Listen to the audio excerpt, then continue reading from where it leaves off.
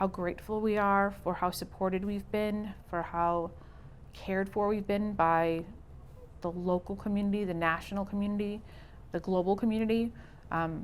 That's been something that we try to lean into first, right? I think we've made a real commitment to reflecting on the blessings that have come from this. I think that's a really important conscious decision we've made to not get pulled into the darkness of this. So I want to probably start with that. But in the day-to-day routines of our lives, everything has changed. Everything is led with trying to take care of the medical needs of the family now. The routines of therapy and caring for Cooper and caring for Luke, and how do you fight through a spinal cord injury, and how do you plan for needs of a child whose home is not ADA accessible, and how do you ensure as much independence for Cooper as possible. He is a child who's incredibly independent and incredibly capable in so many ways, and we are so proud of all that he has accomplished, and we want to ensure that he is able to be as able to do as much as he is capable of in a home that is just not quite suited for him right now. So we're working really hard to make sure that's possible.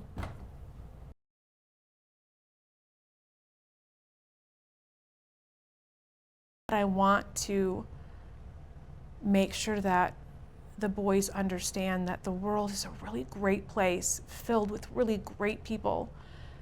And I want them to understand that part of surviving is about owning the good in them and seeing the good in others. And I think that as we get really close to an anniversary that is going to be a hard day, that there is still a lot to celebrate in them, and that this isn't about the destruction of our lives. It's about the starting of a new chapter. Wherever we are on the 4th, we will work really, really hard to find a way to still be joyful and to still be happy. I am certain we will have moments of being grief-stricken, but I hope that I am able to instill in them that no one gets to break us, no one gets to break them, that they own their happy and they own their joy. Cooper is the ultimate natural athlete. I mean, some people are just born natural athletes, and Cooper is just a natural athlete. And his favorite sport has always been soccer, and that was absolutely just a crushing loss for him when he felt like that was something he just wasn't going to be able to do anymore. So we continue to work really hard at what that next soccer chapter is going to look like for him. So more to come on that front. But in the meantime, he has been playing tennis. He has been really excelling at swim. That is really exciting. So as he has relearned how to swim, he is going to be competing in the national championships for adaptive swim. So that's super fun.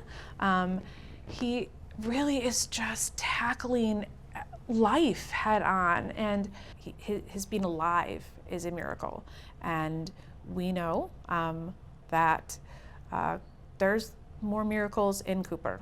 So we continue to believe that Cooper will continue to demonstrate miraculous things.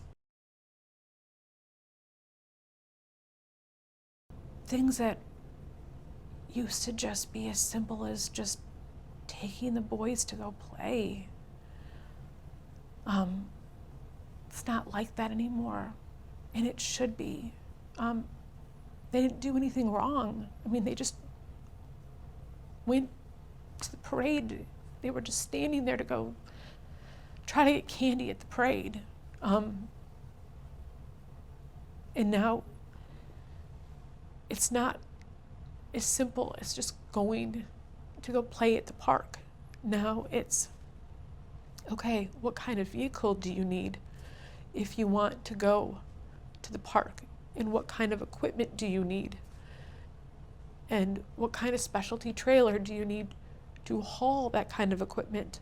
And what kind of home do you need? It's just, everything is really different and complex. And how do you afford those things? I think that all of us as adults know that oftentimes those stressors change the landscape and the environment. And oftentimes our children feel the stress of the adults. And that's just not fair either. And we just want to make sure that Cooper has everything he's ever going to need to be able to live a happy and healthy and independent life.